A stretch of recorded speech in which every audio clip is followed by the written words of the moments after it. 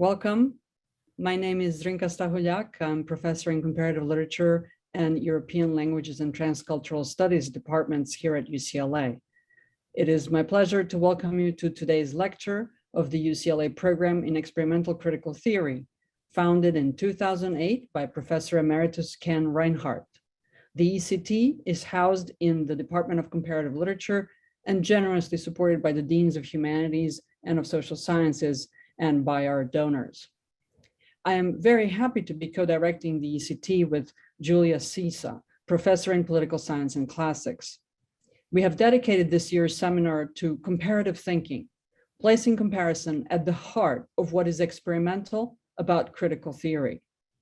Comparison can be understood as a predictable quest for analogies and similarities to be discovered between phenomena that we consider at the outset as comparable, on account of cultural diffusion, historical tradition, or geographical contiguity. But this is not what we choose to do in this seminar. We take the disposition to think in comparison and by comparison as a fundamental way of looking at the world. From comparative history and anthropology to world literature and global history, how does comparison disrupt and transform modes of linear and teleological thinking? From synchronic, transnational, spatial, and network paradigms of the world, is comparison viable transperiodically, but not chronologically? That is, what is comparison in asynchronous, asymmetrical, and heterotopic situations? What are its conditions of possibility? And crucially today, the new questions that comparison opens up and the effects it produces in the world. This last session of the winter quarter is also co-sponsored by the CMRS Center for Early Global Studies. However, you will continue to find us on Zoom in the spring quarter on Mondays at the same time from 12 to 1 PST. And if you wish to enroll in the seminar itself, you will find it under Complet 290 with Professor Julia Sisa. And on to our speaker today. Alexander Beecroft studies and teaches in Greek and Latin language and literature, ancient civilizations, literary theory, ancient and modern, and the theory and practice of world literature. His major areas of research interest lie in current debates about world literature, from the role of premodern text to debates about the global novel, in the literatures of ancient Greece and Rome, and of pre-Tang Chinese literature, that is before AD 600. His first book, Authorship and Cultural Identity in Early Greece and China, Patterns of Literary Circulation, was published by Cambridge University Press in 2010. In 2011-12, he was the recipient of Charles A. Ryskamp Research Fellowship from the ACLS for his second book, An Ecology of World Literature from Antiquity to the Present, published in 2015. His current project, A Global History of Literature, is under contract with Johns Hopkins University Press. He has also served as Secretary-Treasurer of the American Comparative Literature Association from 2011 to 2019. And the topic and title of his talk today, Contactless Comparison, couldn't be more fitting as a conclusion to this first quarter on comparative thinking. So welcome, Alex. Thank you for being here with us. I cede the podium to you. Thanks. Thank you, Zrinka, for that introduction and for giving me the chance to speak to this group. And thanks to everyone for making this possible. It's a pity we can't do this in person at the moment. And I hope someday we'll all be able to have conversations in person again about these subjects dear to our hearts. But in the meantime, it's also wonderful that we get the chance to do so at all. And I'm very glad to be with you here today. So I'm going to share my screen now. Not the world's biggest fan of PowerPoint, but I do think in this kind of context it can be helpful to just have some language on screen as well as my face, just to make sure we're thinking about the same things. Okay. And as perhaps Zrinka's introduction suggests, my work has really been interested in comparison across large distances of time, space, and culture from the beginning. So the questions that you've been thinking about this quarter, I think, are questions that I've always been interested in, really, and I'm very happy to have the chance to consider those questions some more today. And yeah, to begin, In its various schools, comparative literature has historically examined literatures in contact with each other, and its methods have been designed for that purpose, right? It's been designed to compare and study literatures that, whose readers can read each other. Even work in post-colonial literature and world literature still often relies on contact as a basic model for comparison and study. Post-colonial studies often, for example, looking at the ways in which writers from the periphery, from former colonial nations, are interested in and adapt and respond to and engage with texts from the center and so on, right? I mean, there are many ways in which post-colonial theory and world literature theory still really primarily deal with literatures in terms of contact. And as their theoretical tools may be different from the ones used by comparatists in the 1940s and 50s, and yet it's in other ways the project is still similar. And the question is, can we do comparative literature without contact? And how would we do it? So today, what I'd like to do is briefly kind of explore how comparative literature has viewed this problem in the past, and then think through a key question, I think, of how to develop a methodology for contactless comparison, which would be the question of terminology, the language we use to talk about the things we're comparing. Okay, and so I'll go back to my kind of brief survey here of approaches to comparison to the French School of Comparative Literature in the pre-war era, and Paul Van Tieghem in particular, whose understanding of comparative literature was very intensively that of demonstrating literary relations through meticulous and detailed research into individual texts and their debts to each other. His opponents in the academy derided what he was doing, and his school is fichomanie, sort of index card mania.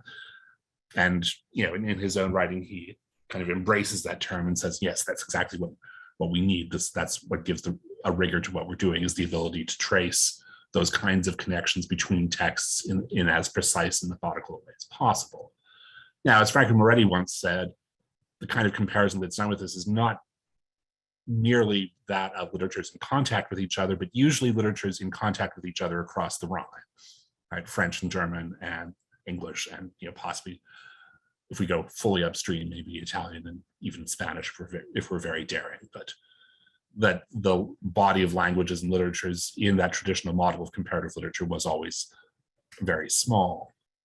Now, Van Tieghem does also imagine a parallel discipline to comparative literature, which he identifies as general literature, and we still see that term around sometimes. For him, general literature is going to study phenomena beyond bilateral comparison, so to think about broader literary and cultural movements that take place across more than one national border, and that he suggests actually may not involve contact in every case. So he talks about, but the examples themselves are telling, right? So he talks about the emergence of the rustic novel simultaneously in England and in Switzerland in the 1840s, and says this doesn't seem to have happened because of actual contact between authors and texts. We need to seek for an explanation somewhere else in terms of sort of social and economic development and so on, perhaps, as the reason why these things would emerge at the same time.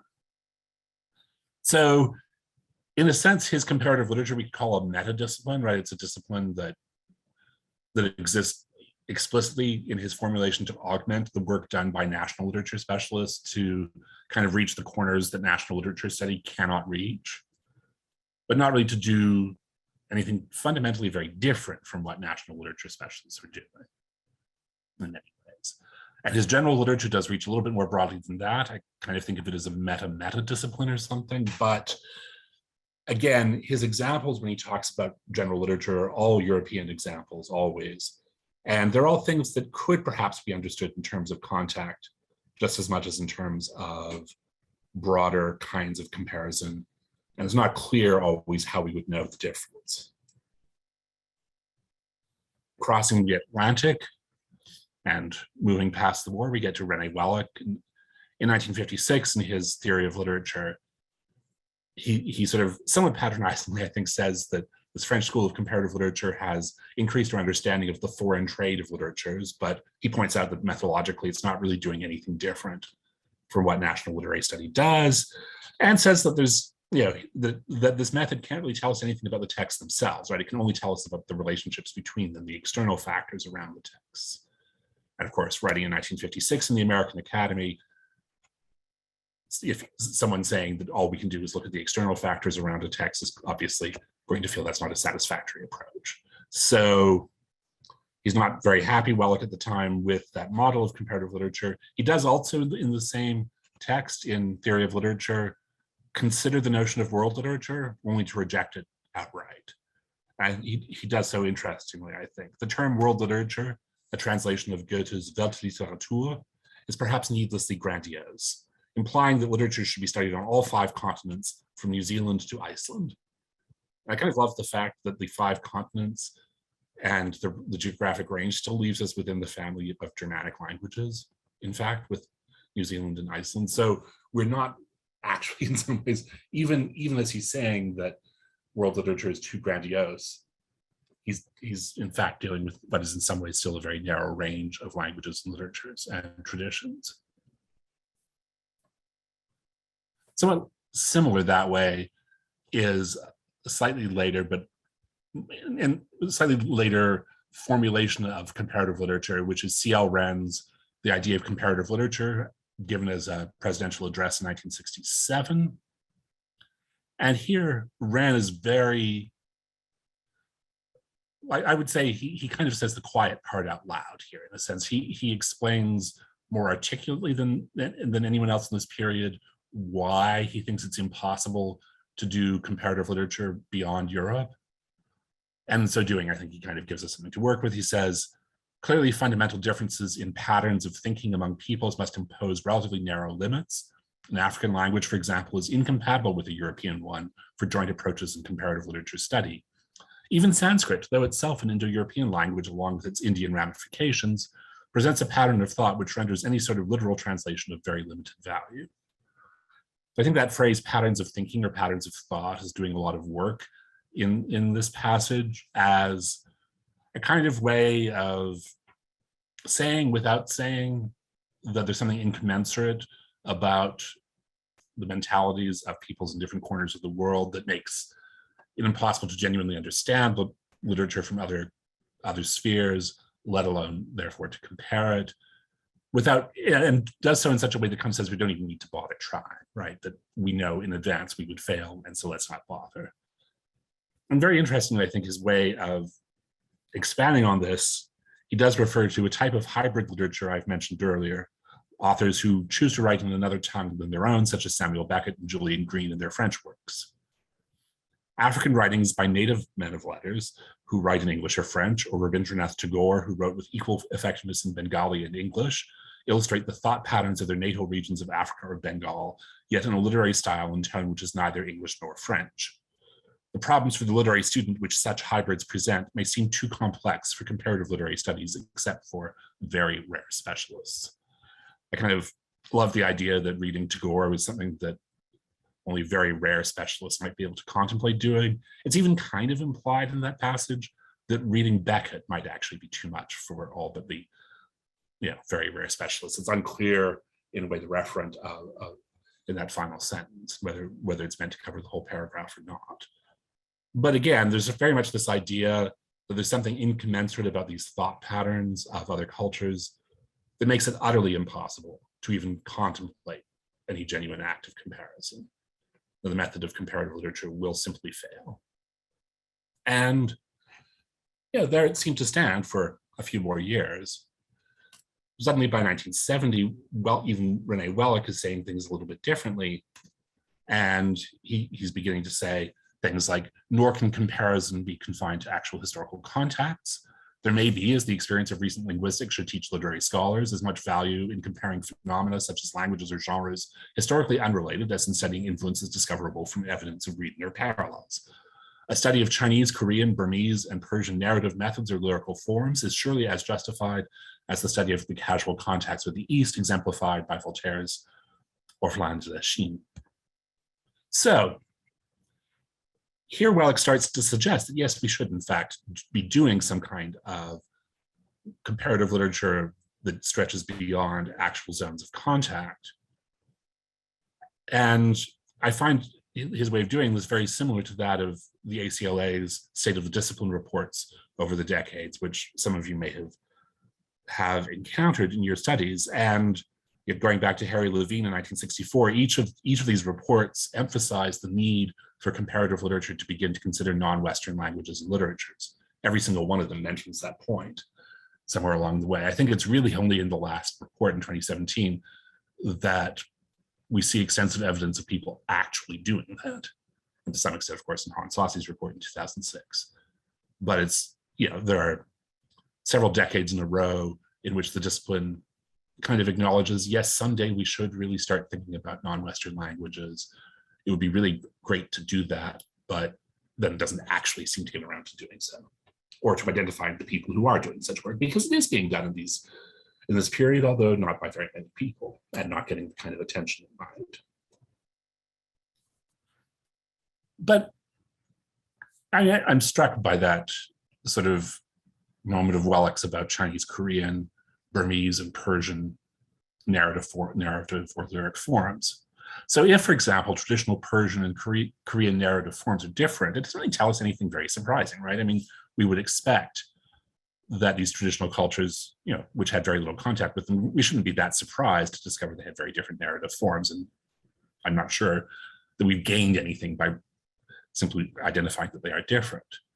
If, on the other hand, they're similar, they resemble each other, then exactly what's going on, right? Are we talking about a coincidence, a hitherto unknown connection, or some kind of structural similarity on a deeper level? And how would we know the difference between all of these things? And in other words, like what exactly are we trying to gain from making an observation like that? Like there's something similar about the traditional narrative forms of Persian and Korean. And I'm reminded here, Wellek mentioned himself linguistics, and I think he was thinking maybe more in the Chomskyan direction, but I'm thinking here also of historical linguistics as a point of reference, right? So historical linguists don't merely notice that a word in language A happens to closely resemble a word in language B. That's often simply a coincidence, right? That certain, there are only so many phonemes out there, and every now and then a similar combination of phonemes will happen to be used for a similar meaning in different languages that have no real connection to each other. And that's not actually interesting from a historical linguistics point of view. What is interesting is when we can see systematic patterns, right? When we can see that consistently across a number of words, two different languages show a close relationship. And that's when historical linguistics jumps in and actually starts to investigate. So if we wanted contactless comparison to do something useful, right? Something other than just kind of pointing out random coincidences or Jungian mysticism, we need a more systematic way of, discussing and describing that and accounting for what we find. And to some extent, that's something I've been trying to do in my work as well with the Ecology of World Literature book. I'm trying to think about ways in which literatures interact with their environments and trying to imagine a conceptual language for thinking about those questions in across contexts of contact, right, and beyond contact. So to be able to think about ways in which the transition from Latin to French might or might not resemble the transition from Sanskrit to Bengali. One of the few kind of foundational theorists of comparative literature as a discipline who actually does really think through a methodology for cross-cultural comparison without contact is the Slovakian comparativist Ďurišin and his theory of literary comparatistics, 1975, translated into English, 1984. Unfortunately, not very well translated into English, with a number of errors, kind of a very rough edition in certain ways, and the book hasn't circulated much in North America, so it doesn't figure as largely in discussions as it might. But I think he very usefully divides comparative literature into a genetic contactual division that is sort of basically everything that the French were doing, and then a typological field of comparison that does not depend on contact as a way of thinking through comparison, but rather looks for typological factors in common. He subdivides this into the socio-typological, the literary typological, and the psychological typological. It begins to feel a little bit like in Rosencrantz and Guildenstern Are Dead, where we have the option of plays that are historical, pastoral, comical, tragical, and so on. But Anyway, he thinks about sociotypological comparisons as things like the emergence of the historical novel in societies at a similar stage of development. Writing in Slovakian in the 1970s, it does mean stage of development in a very Marxian kind of way. But yeah, it's certainly a very interesting question potentially, right? Literary typologically is thinking about the autonomous laws of development of literary forms, if such things might be said to exist. Are there ways in which poetic forms, for example, tend to evolve over time that might be true across cultures? And he also thinks of that, I think, less successfully, the psychological typological, and sort of the propensity that particular kinds of authors might have towards particular forms and so on. And also the propensity that audiences might have towards certain kinds of forms. So all this is really interesting, I think, and actually quite helpful as a way of beginning to think through comparison without contact. But then all of his examples are European, really, and almost all of them are, in fact, Eastern European, which one thing means that for an audience more familiar with Western European literature, they're not always very helpful examples, but also that overdetermination is kind of a very real problem. It's hard to imagine two countries that were at a similar stage of social development, with one of those countries being 19th century Britain, where the other country didn't also already have access to the novels of Sir Walter Scott, right? By the time that any part of Europe had a similar level of socioeconomic development to industrial era Britain, it probably also had access to the novels of Scott directly. And so it's a little bit difficult to tell, right? Is the influence of the historical novel, is the sudden rise of the historical novel in a particular country due to its social development, or due to the fact that they just got a good translation of Sir Walter Scott? And how would we tell the difference? Right, so if you want to ask these kinds of questions that Ďurišin is raising here, I think you really need, in fact, to look at contactless cases of comparison, right? Those are the only places in a way where we could really be sure that what we were saying was meaningful. Right, and so you might imagine a version of the sociotypological, for example, that looked at the emergence of prose narrative forms in the Arab world, in South Asia, East Asia, and Eastern and Europe during the age of an emergent urban middle class, right? You could think of that as potentially a thesis that would be worth exploring. Does the emergence of a literate urban middle class with access to printed books in particular generate new narrative forms? That seems like the kind of question Ďurišin wants to ask. And if we ask that question across contactless or largely contactless cultural regions, we might actually come up with a good answer, right? With an interesting answer and a meaningful answer, even if not a complete answer. And something like Wellek's comparison of narrative forms across these different cultures. So that, I think, would be the justification we could have for contactless comparison, is that it's a way to test theories that can't be resolved by comparing traditions in contact. I do want to say just a little bit about terminological problems, which I think really are one of the biggest obstacles to contactless comparison. So when we're dealing with literatures in contact, a lot of the terminology is kind of manageable as a problem. If you want to look at the circulation of the sonnet in early modern Europe, well, we know that the sonnet is a relatively stable thing, and people in different languages in Europe self-consciously say they're writing sonnets, right? And they use the word, or they use a clearly understandable translation of the word into their own language to describe the poems that they're writing. There are small formal differences between languages, and those are interesting and important to study if you're thinking about the history of the sonnet. But they're a very manageable kind of difference to talk about. And similarly with tragedy or historical novel, all of these kinds of things within a European context are genres or forms with clear histories that we can kind of trace and discuss relatively straightforwardly. But if we're going to move into contactless regions of comparison, contactless zones of comparison, then these terms become problematic, right? Because they are, for the most part, derived from European literature. And to ask the question, how does tragedy evolve outside of Europe, is really either to be asking the question about European influence, and we're back to contact, or is imposing a genre model on another country that doesn't really make any sense for that context. And it leads to a lot of questions that don't really, I think, have terribly productive answers, right? This one being one that I'm more familiar with than some, and so it's the one that I'm going to use as an example, the question of, does China have philosophy? Right, so this is a question that people in the field argue back and forth about a great deal. Here's, a very clear and kind of hardcore version of the classical, European trained philosophers' approach to the question. China does not have philosophy.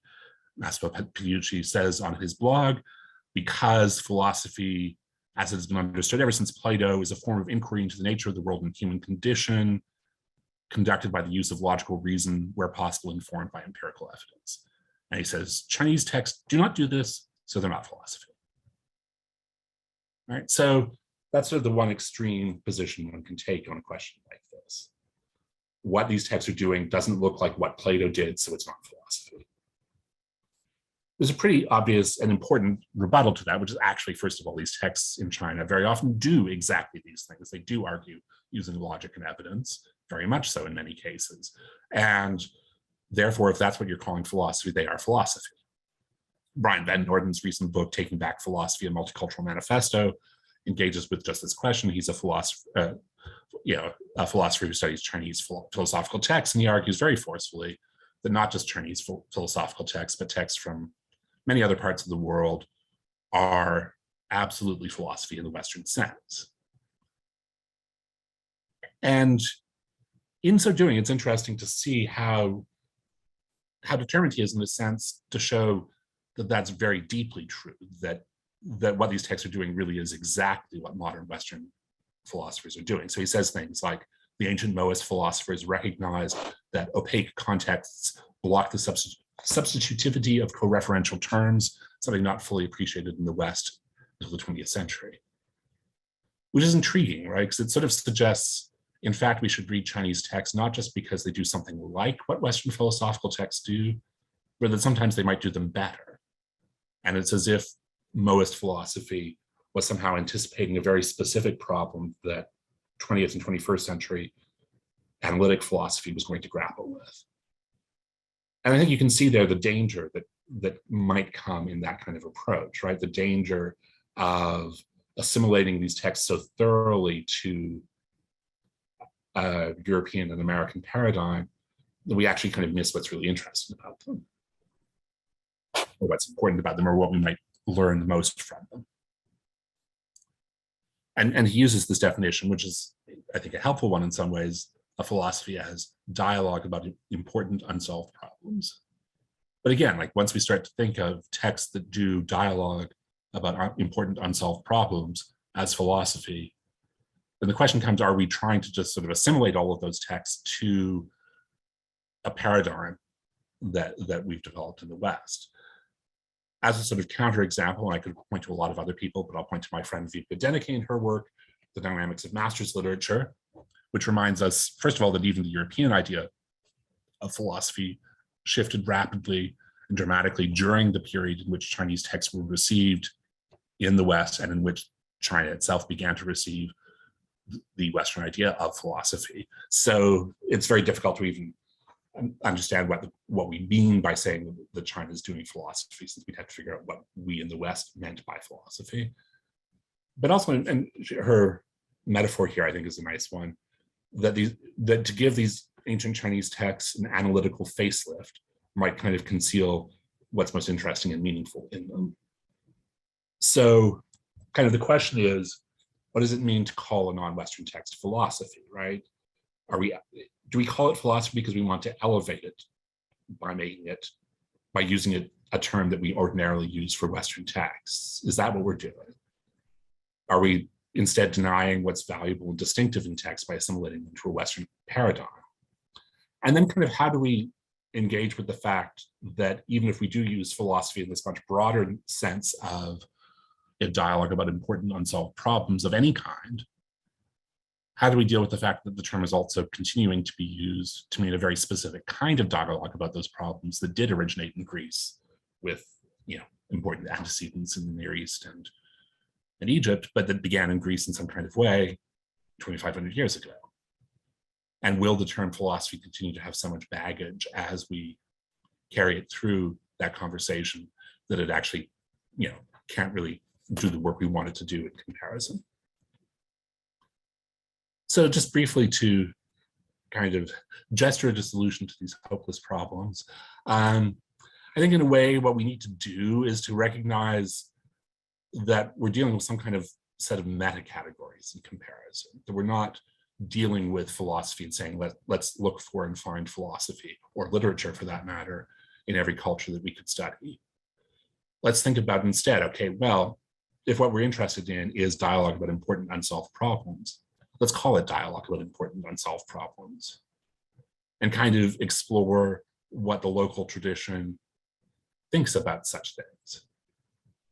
How does that tradition understand the texts that seem to be doing that work? Does it think of them as a coherent body of texts and give them a label, a generic label of some kind?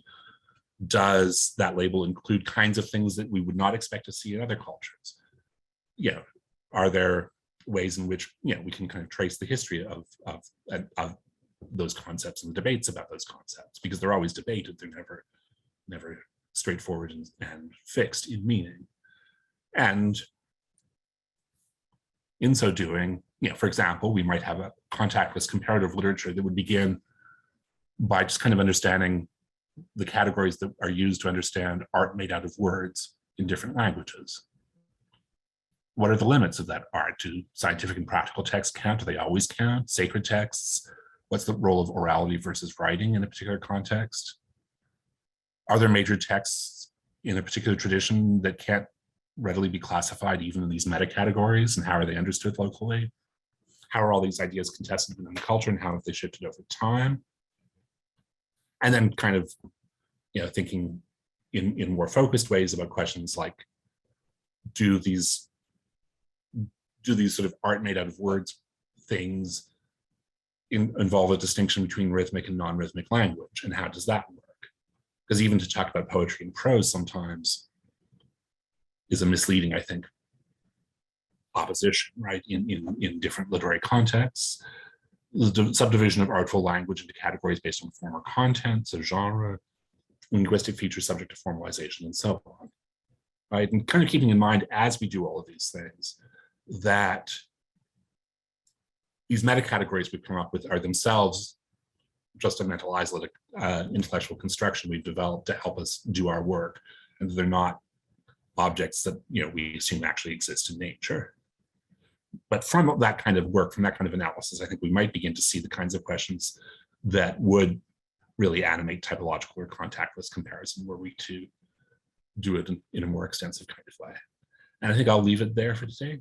Thank you very much, and I'd look forward to questions from the audience. Thank you so much, Alex. Maybe we will turn off the screen sharing so that everyone can be back up on the screen. Perfect. As we gather our thoughts here, I do see we have a first question, so I will let Ali Badad ask it. Thank you.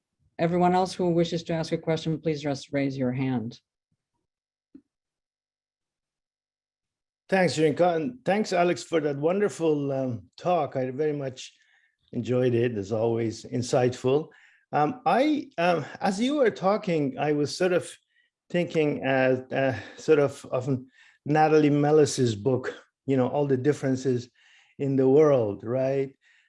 Because the whole question of comparison, the impossibility of comparison that you brought up is something that she, in a way, tackles, which is, comparison is either impossible given these sort of cultural, historical, national differences, or kind of assimilatory, as you kind of are pointing out with regard to some of sort of things. And I felt, and this is what I was going to ask you about, her notion of incommensurability, which doesn't mean we can't compete, but that to think of comparison in which there is ground, right, for comparison, but no basis for equivalency.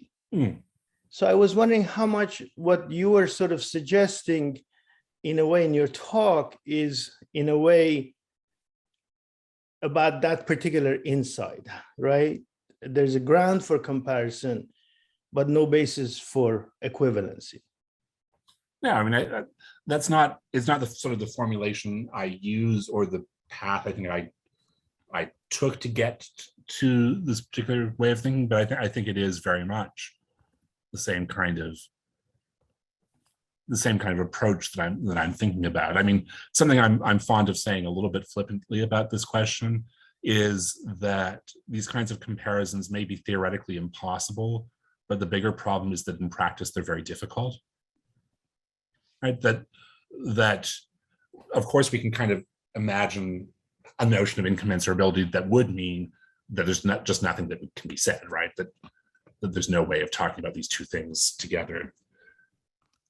And I firmly believe that's not true, but the method and the approach that we find is not easy, right? It's not a straightforward approach of assimilation, as you suggest. And so, I think Melis's approach is probably one that would resonate quite well with what I'm talking about. Thank you. Jordan Jackson. Hi, thank you very much for that talk. I'm at UCR, I do Chinese philosophy and Greek philosophy, so this was very, very relevant to my field. My question is, how do we, definitely, I think I like a lot of your modest proposal details. I think that's very useful. However, including things into philosophy or changing the name so that it's more inclusive, how do we actually get people to accept the level of quality of this thought against each other? Because the debate you talked about was dead on with Greek and is Chinese philosophy, or is Chinese philosophy? And I find that even if we get someone to agree, okay, it's philosophy, but it's not, Platonic, it's not Aristotelian. So how do we get people to actually give credence to all these different kinds of thought? I mean, I'm tempted to say, if you figure out how, let me know, which is not the answer you were hoping for, but it's an answer based on having actually spent 25 years doing this work. And yeah, it's not always easy. I think things are better than they were, to be honest, on that front. I think the best thing to do is try to get people to read the texts to the extent that you can, and particularly to get undergraduates to read these texts. To have Confucius be as much a part of the curriculum as Plato is means that at some point people will say, yes, these texts are both very interesting, and they're not doing exactly the same kind of work, but they're both doing really interesting and important work, and we can learn stuff from both of them. And we also would not want to be either of these people or to follow either of them, to the exclusion of all of their ideas. Right? I think all of that is something that getting people actually to read the text is a good start, in other words. Cool, thank you. Barbara Fuchs. Hi, thank you. That's, you're tackling such big problems, and I was very struck by where you left us. And I think my question really has to do with, these issues of scale and abstraction, because it seems to me that you're really pointing to a kind of taxonomy where you've really taken us to the how do we get these things in the same space? But I'm still left with the, to what end, and what would be those questions that we would bring to the text. And it seems to me that you need to at least be able to imagine what those would look like in order to, help people undertake this tremendous effort of actually, constructing this taxonomy and putting things in the same space for comparison. And so, and my work really is much more focused on the European. So perhaps that's what's making it hard for me to see the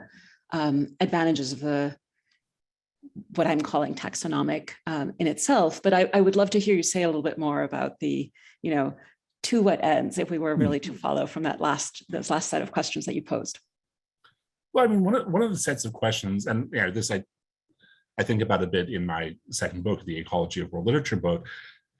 One of the questions I think that is interesting is to think about things like the relationship between literature and power, and how that varies from place to place. and there are interesting things that can be said about that in the strictly European context. Obviously, literature and power don't work in the same way in the French and German speaking worlds or whatever, right? That is already a major question, but there are ways, it is perhaps also useful to think about, well, do they interact in the same way in Han China that they do in the Roman Empire? And would we expect them to? And if they don't, why? And to me, that seems like a question worth asking, interesting to ask in its own right. But even if it weren't interesting in its own right, I think it would also help us to understand Roman literature, for example, better in and of itself, to think about how do literature and empire interact in that context. Well, that's obviously a question that people in the field have asked for a long time. Is there something unique about the Roman situation, or is it in fact very, very typical of such situations? So I think there are beginnings to questions or things like that one can see without having done all of that sort of methodological work. But then hopefully the more you thought through that stuff, the better the questions would be, right? The more focused and the more clearly defined they might be.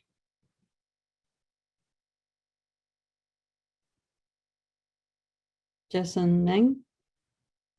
Hello, thank you very much for the lecture. I just wanted to ask, so actually my question follows on quite, well, not smoothly, but in some way from Barbara's question about the taxonomizing or typologizing impetus of your characterization of the comparison.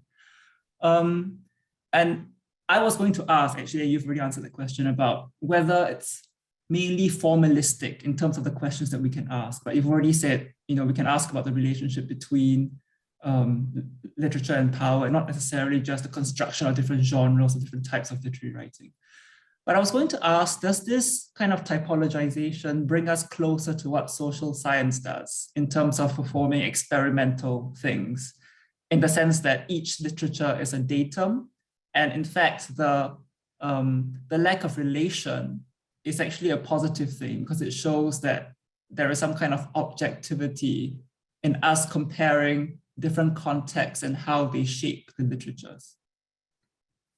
Oh, sure. I mean, and I think literary studies has always had a bit of a love-hate relationship with the social sciences, obviously. We often literary studies is sometimes very skeptical of the social sciences and yet borrows a lot of theoretical work from them. So I think, sure, that in some kind of way, there's a value to thinking experimentally about literature a little bit. And this was sort of how I began in thinking about Greece and China as I was writing a dissertation on the subject, was to kind of think, well, that is one of the ways to justify that kind of comparison, to say precisely these two cultures were not in contact. They had similar problems to address, culturally speaking. And so because they had similar problems to address, but didn't consult each other or didn't learn from each other, it might be interesting to compare how they resolve those questions and to see whether we could learn anything from that comparison. And I think we can. I think we can learn something both sort of on a comparative theoretical generalized level that might be kind of more like a social science finding, but I think it can also be things that then inform our reading of individual texts in a more humanist way. Right, and I think it goes in both directions. Hee-Jin Lee.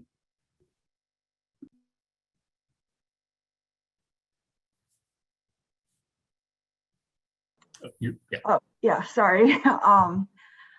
Thank you for this really interesting talk. I'm really inspired by it today because my own work is comparing Korean literature with Francophone African literature. And so for me, in the line of questions, my questions also kind of follow up in the line of questions that were asked. I was wondering if you could speak a little bit more about what you mean by contact and how you determine what constitutes a contact as opposed to something that is contactless.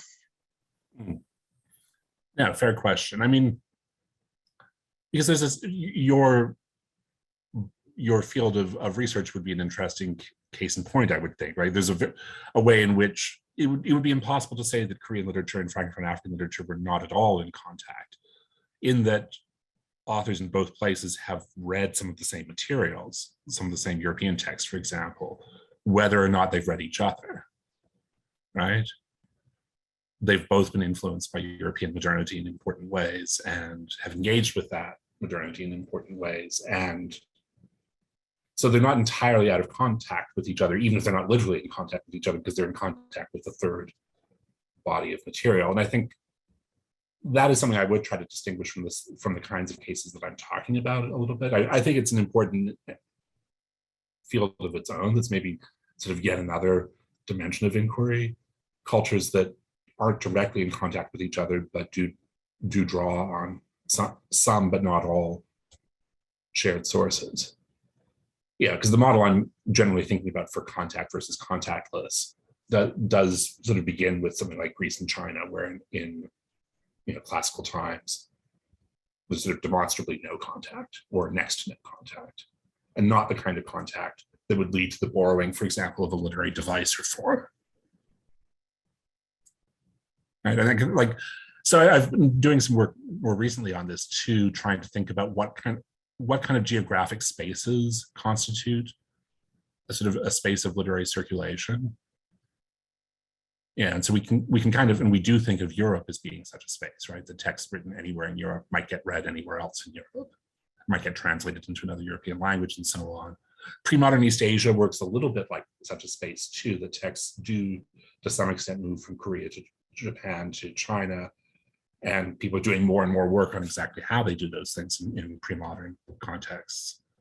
But how do we define the difference between that kind of space of relatively intense circulation versus the very broad circulations that also happened in pre-modern times, like the way that the Panchatantra or these sort of tale collections moved literally all the way across Eurasia, right?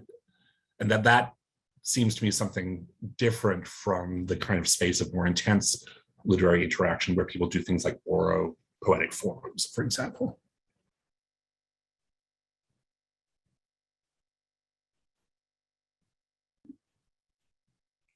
Any other questions? If not, then I will ask the question, Alex. I've been waiting very patiently, letting so many of our colleagues go ahead. So, I just want to say, first off, that the incommensurable is the premise of Julia's and mine thinking, comparative thinking. So this is fantastic that, to really, as I said, to have you at the conclusion of this first quarter, because we do think that comparing the incommensurables, or at the very least the incomparables, is precisely the task that is ahead of us.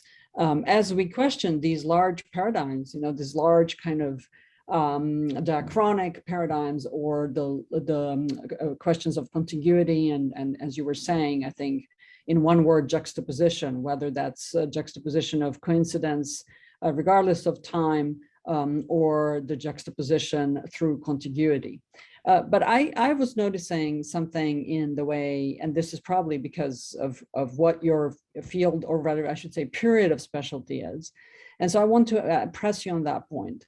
In terms of the terminology question, you say, okay, we need to begin to trace the language for such concepts and how it emerges. And then for form, you're saying, again, what are the elements that allow the emergence of form? So in a sense, you're presenting, on the one hand, the problem in nominalism, and the other hand, the problem in formalism. But what unites the two is the question of emergence, right? The kind of the origin. That's what and that then we get into, in a sense, not necessarily the evolution, but certainly the circulation. So the question of the origin and the emergence, and then the circulation. So I wanted to press you both on the question of circulation of what are you thinking in terms of singular works, or elements of forms. That's something that to me in my work has been problematic, right? To just sort of focus on either an element of the form or genre as form, or just on a singular work and its circulation across time and space. And this is where, for me, in the work that I've been trying to do, and certainly I hope we continue to think about it, because I think I'm trying to think through the same questions as you, except I call it connected literature and you call it contactless comparison. But I'm interested in precisely the term, sort of what world literature can do for us, even in the very nominalism of it. So again, I'm wondering how contactless comparison can help us provide a sort of synchronic screenshot where it's giving us how literature is in the world, right? Rather than, as I said, focusing on this question of emergence, which comes up very, very often in any case in this talk, and then whether emergence, as I said, of forms or the way terminology is composed. So I hope perhaps you can maybe comment a little bit on that, how literature is in the world through this way. And it seems to me that's been the focus of what I'm trying to do, is how whatever we're comparing is a way of drawing the world in, and then we would be comparing, in a sense, clusters that are sort of synchronic screenshots of the world, and where we then don't necessarily have to worry about geography or temporality in certain ways.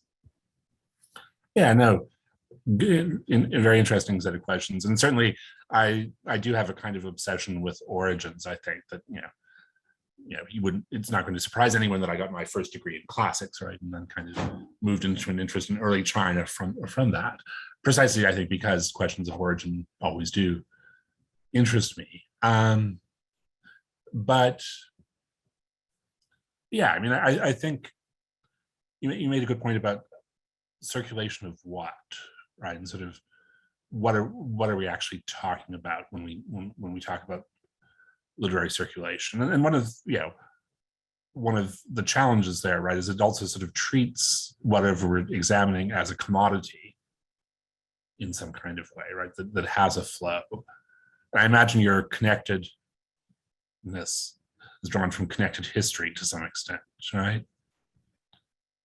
Yeah, well, it's playing on that, but yes, it's not just like connected history, because I'm interested. Yeah, and the point of comparison that particularly interests me as the goal of this kind of asynchronous thanking is medieval contemporary, right? But that would be kind of as a methodology of thinking any transperiodic thinking, any transversal between periods that are not in contact, and even geographically not in contact. Yeah. So it's inspired, it's playing on connected history as sort of, okay, connected literature, but it's actually not only doing connected history. Well, no, absolutely. No, that's yeah, because I think that's sort of one of the, I've been interested in connected history, obviously, as well. And one of the concerns I've always had about that as a model is the sort of thinking, well, in a way, then if what we're doing is kind of tracing flows rather than things, fundamentally literature, we're actually interested in things, right? We're actually interested in texts themselves and in making connections between texts or in understanding texts in one way or another. And it's difficult for something to be both a text and a flow at the same time.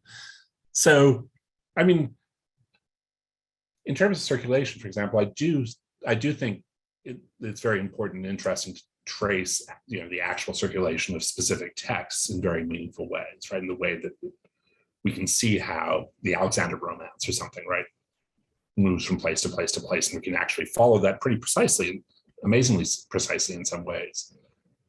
And that sketches out a certain kind of space of its own, right? There's a space within which that text circulates, which is a huge multi-temporal space, right? It arrives in different places at different times. It does different work in different places, but it's all over the place.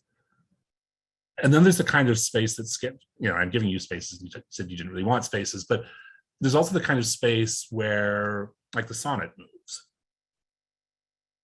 which is a very much more restricted space at first, and then of course becomes very large in the 20th century in particular. But